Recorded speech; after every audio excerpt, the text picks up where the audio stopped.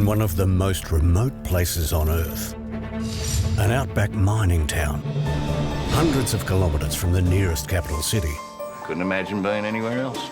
Broken Hill's emergency department Do you have any beds available? copes with the extraordinary. Snake bites, mining injuries, farm accidents. I've seen a man who's been knocked off his motorbike by an emu. All I can remember is the rolling. We even have guys coming in with chafed thighs from their chaps. The police came in. What have we got in the bag? The body. Well, I've got two bags. One's the head. Its patients are those tough enough to call this harsh place home. I was lucky, I lost the leg. I'm still here. This is Outback Australia. Cowboys live here and they do some pretty crazy cowboy stuff. Cut his nuts out, cut his horns off, give him an ear mark, ear tag. That's what a 70, 80 kilo ram can do to you. Whoa, what's that, Ned Kelly? Normally I walk straight past the hospital and straight to the pub. Different type of anaesthetic, but it works. Each day brings the devastating lows. I love you, and I've loved being your wife. I need you. You go home and you question, was there anything else I could have done? And remarkable highs. Thank you very much. But every now and then you get to be a hero, save someone's life, and that's a really good feeling. Thank you, thank you. That can only come when you live in the middle of nowhere.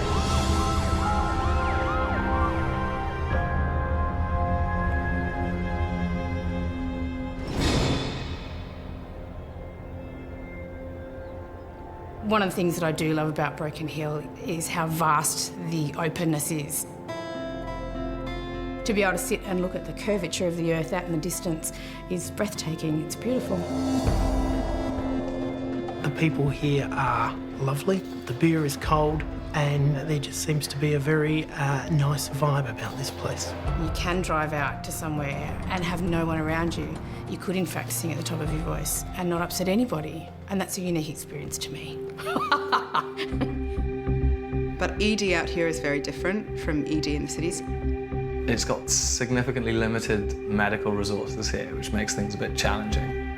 99% of the time, it's fairly mundane sort of medicine, but then all of a sudden the next 8 hours of your time is tied up keeping someone alive.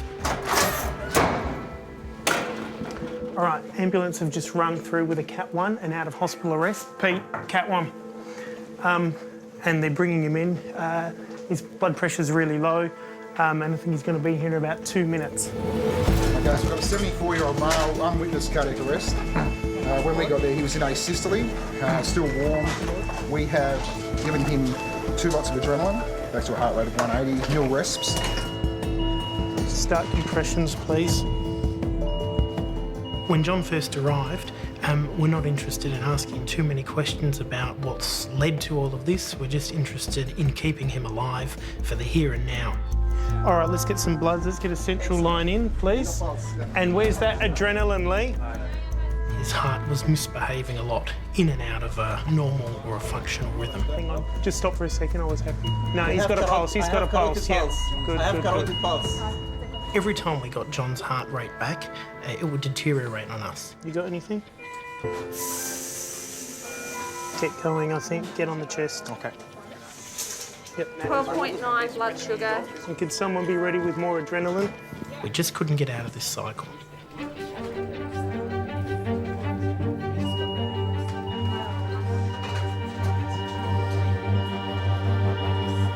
Oh, he's a very good person. He loves his little nephews and he loves his family. He really does. We both had flu, and when I've been giving him water every hour, and when I went out to give the next lot, I couldn't wake him. I think we might have to start CPR again in a sec, guys. I just want him to be all right and home with me because we're together. There's just the 2 of us. I know I've got relatives, but you know, it's just him and me. We look after each other. Just about gone again now, Andrew. Do you want us to jump on again? Have another go? We help each other. So I get better for him and he gets better for me. In the city hospitals, they've got a bucket load of cardiologists that could have given John the treatment that he needed straight away. We don't have that here in Broken Hill, so we're forced to do something quite aggressive but quite dangerous. So we're going to thrombolyse this guy, so he's going to start bleeding from all sorts of spots soon. Thrombolysis is a very powerful medication that breaks up clots. We had a hematoma here. Oh, we're still gonna... It's obviously risky because it dissolves clots, not just in the heart arteries, but everywhere else in the whole body. So the risk of him bleeding from somewhere else and somewhere critical is obviously very high, particularly someone that's had rounds of CPR and been jabbed with all sorts of needles. Andrew, this one's got a lot of water in it. That's the least of his worries at the moment. By giving John this treatment, we were able to stabilise him and buy ourselves a few hours to figure out what we were going to do next. I'll go and talk to family. See what needs to happen. Yeah, I might do that. Are you guys okay here for now? So just metaraminol, adrenaline, keep doing what you're doing. Catheter, if someone could have a look at that chest X-ray, make sure we're not missing anything, and maybe just get another ECG and we'll see where he's at with that. One of our biggest concerns is we didn't know how long John's heart had stopped before the ambos had got to him. When someone has a cardiac arrest, their heart stops pumping for some period of time, which means the blood flow to their brain is compromised. That can result in brain damage.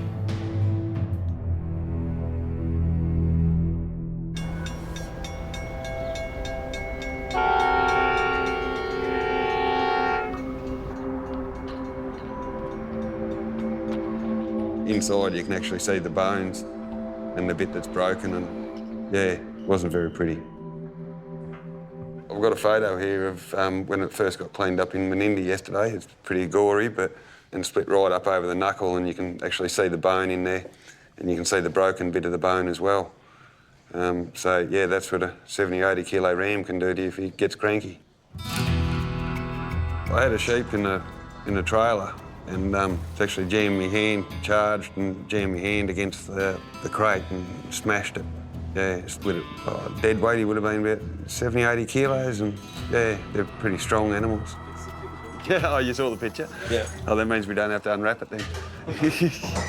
Property we live on is about 80,000 acres. I don't know, probably about 200 k's from here and 90 odd from Menindee, where we first went to a couple of hours there while they dressed it and treated it, and then drive on through. How's the ram? Oh, he'd have a headache, hopefully. Then why did he charge you? Oh, he'd just been on his own, make it a bit cranky.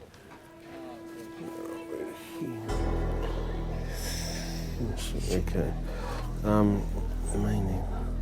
It's not a full finger anyway because 5 years ago I had the end of it amputated off, so it's just a stump. Oh, so good. Yeah, I'm just starting to feel that on the...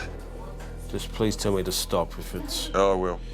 You know exactly how much it hurts. Yeah, sure. I just feel something rubbing on the flesh.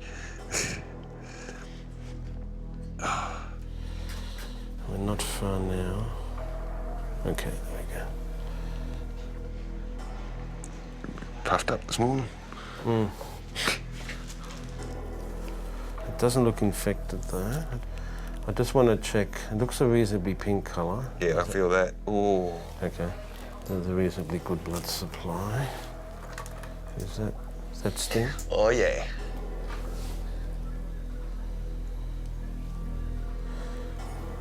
Okay, that's all I'll do at the moment. So just have to await orthopaedics to see whether they reckon they can repair that or whether they actually have to remove some of it. So, because the X-ray shows a pretty nasty fracture. So.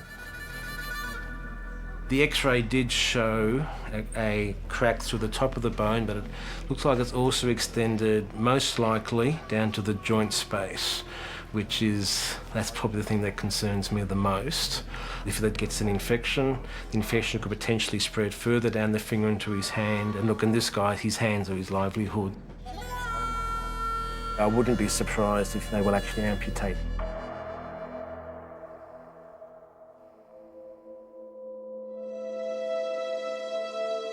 I'm Andrew Olesnicki. I'm one of the doctors here in the emergency department.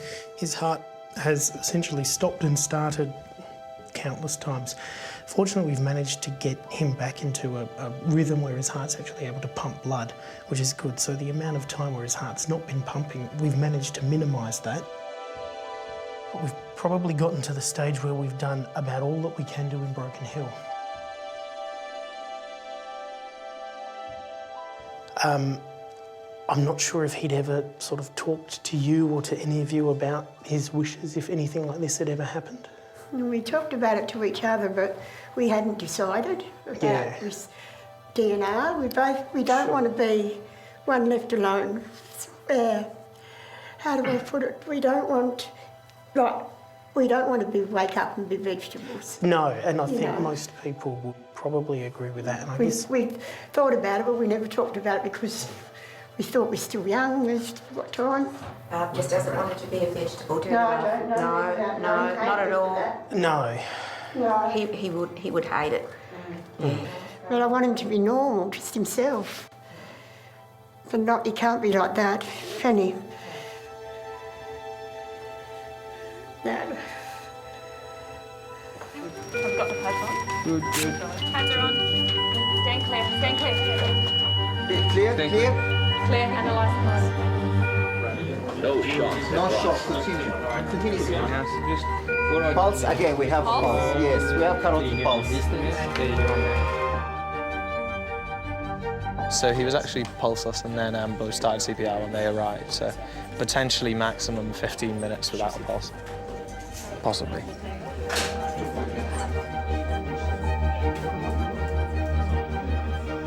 John's best chance of survival now rests with cardiologists in Adelaide. Yeah, hi Angus, Andrew is Nikki calling from Broken Hill Emergency. How are you? Patient is intubated, ventilated. Sorry, I'm not quite sure what his neurological status is, but I can tell you that his ECG is showing sort of quite marked resolution of his anterior ST depression, and he's sort of got upward-looking T waves. Any idea what your bed status is, or is that an issue in these cases, or not really? The biggest issue for us is that we're right on the South Australian border, but we are in New South Wales. We're a New South Wales hospital, funded and administered out of Sydney, and we're trying to transfer patients down to South Australian hospitals. I've got a bloke here who's been thrombolyzed and is sort of improving, but still not quite out of the woods. Finding a bed for John down in Adelaide is one problem. Figuring out how we're going to get him there is another. What'd they say? Won't be any time before 6 o'clock. Is that because the plane's not coming back till...? There's no planes at the moment. One's in Adelaide and one's in somewhere else, Borough or somewhere. You know, we're 550 kilometres away from the hospital that we send our sick patients to. And yes, if there's a plane on the ground ready to go, we can get a patient from hospital to hospital within 2 hours, but that's rarely the case. All right, not a problem. No worries, thank you, bye. So just wondering if we can ask you guys to come and pick him up, please. Okay, yep. We'll organise a quote. We won't have a team available to do it until our night crews start. So you're gonna be holding on to him for at least a few more hours at this stage. All right, no worries, thank you. Thanks, Cheers, bye. Don't get too upset when you see. No, I know. Well, I know that I've seen people like that. That's what I. Oh, well, that's okay. Yeah. Yeah.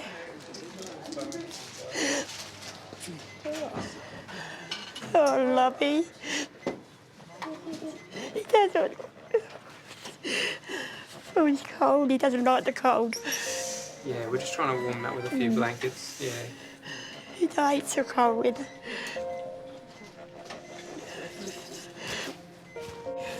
His hands are so cold. I should warm them up. He hates the cold days. Yeah, definitely. Yeah. I love you, and I love being your wife. Speak to him. Even if we have bad times and good times. But I need you. You know you can't go yet. I need you. Have to come back and look after Barb. Yes.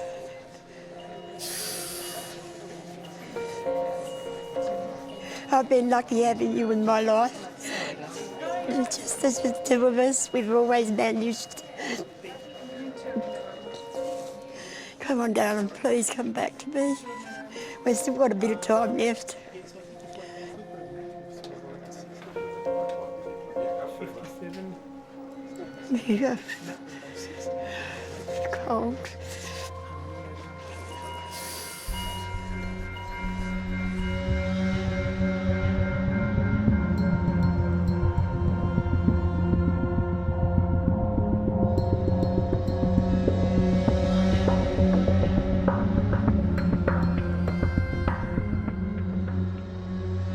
Oh, g'day Tony, it's Phil. Just ringing up about Timothy Neville.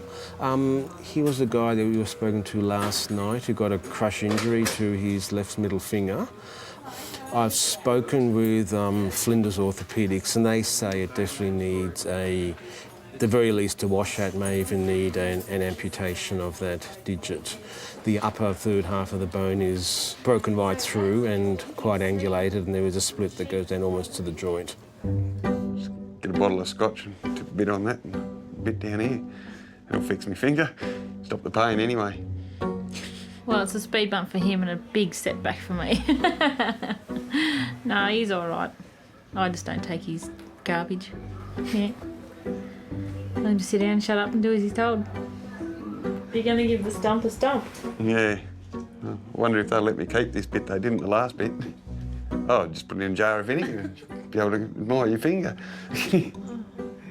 Yeah, I've spoken with the orthopaedic surgeons at Flinders. Yeah. They say it definitely needs an operation of some sort. Yeah. He wasn't definitive one way or the other. He said he either just needs a good washout, but he didn't rule out that it may need to be actually completely amputated.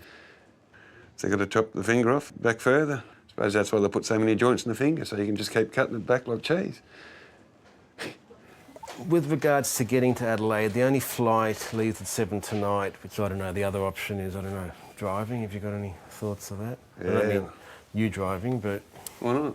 It's an automatic. Only need one hand.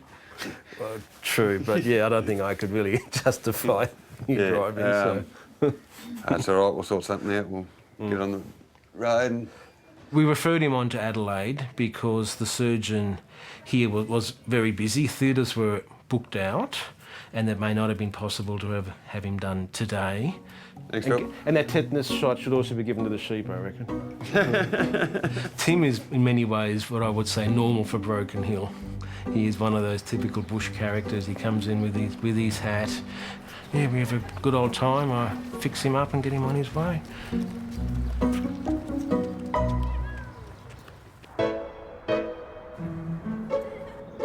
I would probably describe the people in Broken Hill as fairly genuine, fairly down-to-earth people. Not a lot of bullshit, not a lot of frills. What you see is what you get. Saw there? Yeah. They usually have a very good sense of humour, a bit rough around the edges, which I relate to. Yeah, despite this polished demeanour.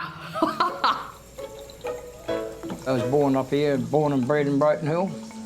Oh, I've done mining, you know, quite a number of years. I spent 23 and a half years in the mine, and a few got killed up there with stones coming out the back and falling on them, and accidents happen and they fell down chutes and things. Not a lot, but a few, you know. Barry survived years working on the mines, but earlier today he scalded his hand while fixing his hot water system.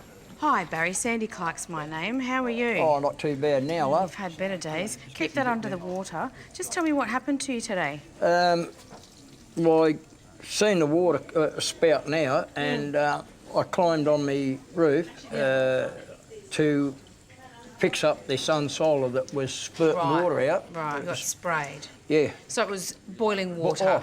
Yeah, boiling, yeah. Yeah, okay. I put some broccoli out of the fridge. Right. Frozen broccoli and Brussels sprouts. Right. That was in the packet unopened, so I put them on it. But I was told I should have put water on it. Yeah. Putting frozen things on there and making it too cold can be problematic because freezing tissue damages it just as much as a burn. Cool water's the very best thing. Let's have a look at it. Now, you can feel me touching that, presumably? Yeah. Okay. Yeah. All right. So there are a couple of really good things about your injury.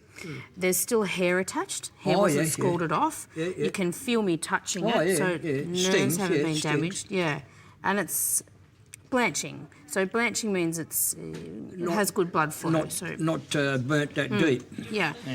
I like working with burns. I did some time working in Concord Hospital in Burns and Plastics unit there, and it's a very interesting field, I think. It's amazing to watch skin change and grow and heal and tissues die over the course of the first few days. We should apply a dressing to that, keep the dressing on and have it looked at again in 4 days. 4 days, yeah. right. And what about you? You've got a very unusual thing going on with your earrings. You've got almost the Olympic rings. They belong to my wife. Do they? She's been gone for nearly 8 years. Oh, really? And they're hers, and they're put in there. I put them in for me. Yeah. To keep her close to me. Close to you. Yeah. That's beautiful. For how long were you together? 45 years. Goodness known me. her for 48 years. I promised her on her grave that I'd never ever get married. Did you? Again. Yeah. Never want to live with a woman. Right. She is my wife, and she's still my wife. I think that's really lovely. And I was going out for 7 years and never missed a day, seeing her at the cemetery. Really? She's with me all the time. I keep her in my mind. So I still love her. That's looking a bit better now. Barry was really lovely to look after. He's an interesting man. Yeah, I feel like Muhammad Ali now with that bandaged up. He continues to be a very, very dedicated man to his wife, and it was very, very lovely to see.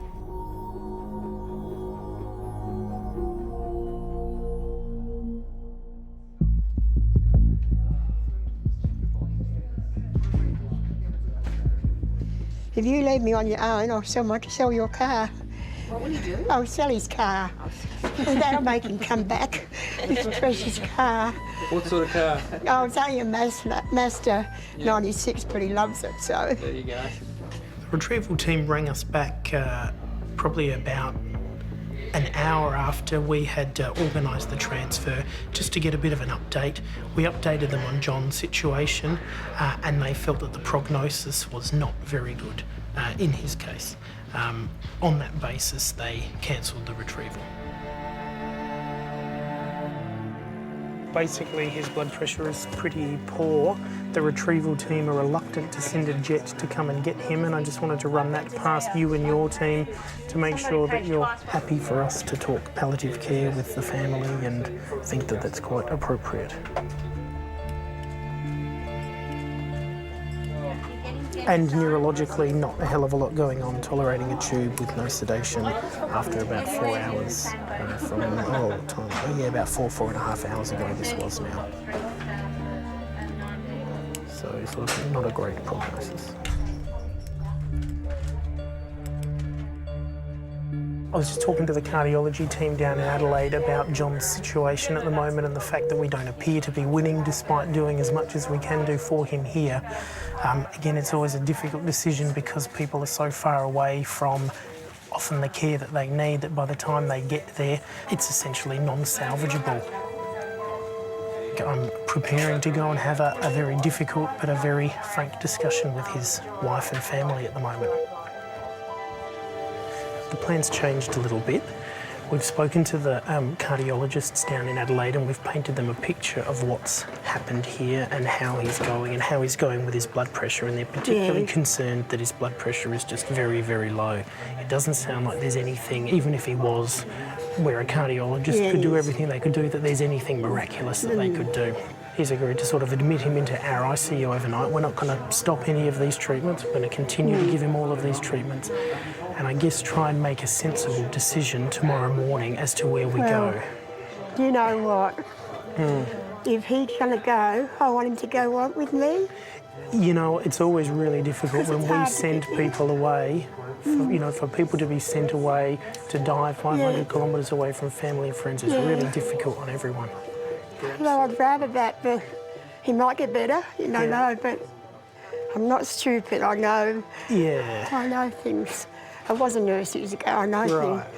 So now that the dust has settled and we've sort of stopped all the emergency stuff, we've actually bought ourselves a bit of time to check him out neurologically, and unfortunately there's not a lot of response going on, so he's not actually... Well, I felt that when I tried to wake him up, but then I thought, I don't know. Yeah. But I don't want him to go away and die without me. No, and as you said, you said before, hey, you don't want We weren't going to die, we still got time to have, still got time, things to do. But I'd like to be with him. Yeah, we'll obviously be keeping an eye on him. If things improve, the plan can certainly change. But by the same token, if things deteriorate, I think what we would do is we would just not jump on his chest anymore. We wouldn't subject him to that anymore. He's not going to be a vegetable. He'd hate that. No. He hates sitting down or wanting it's a to. reasonably painless way to go, you know. Not like... Felt a bit unwell, went to sleep, and as far as he knows, he's not responding to anything, so he can't feel any of this at the moment, which at least is sort of reassuring. And if there is any signs of distress, we're certainly going to make him comfortable. Yes, I know that. That's just make him comfortable. So how long would it be nice? Thank you.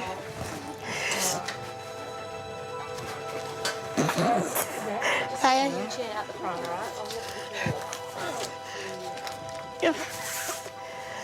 I love you, silly little man.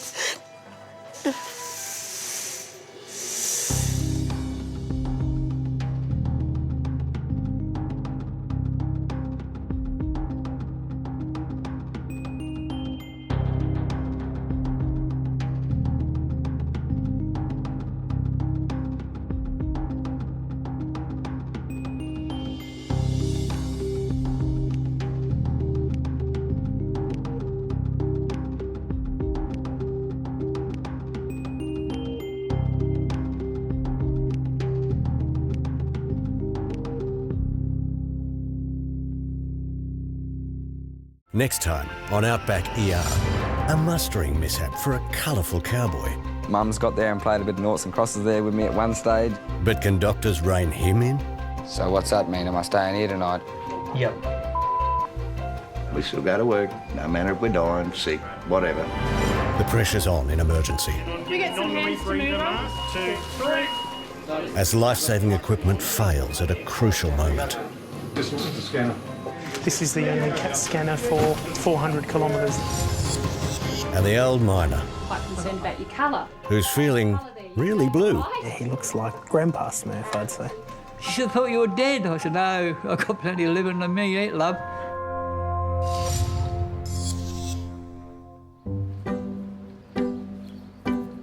Once I left here, I had 3 nights in Adelaide. They didn't have to amputate anything on my finger, which is good. Just for the time being, I've got a picture of my finger on the phone. I don't know why, but I'm probably just a bit of a sicko, really.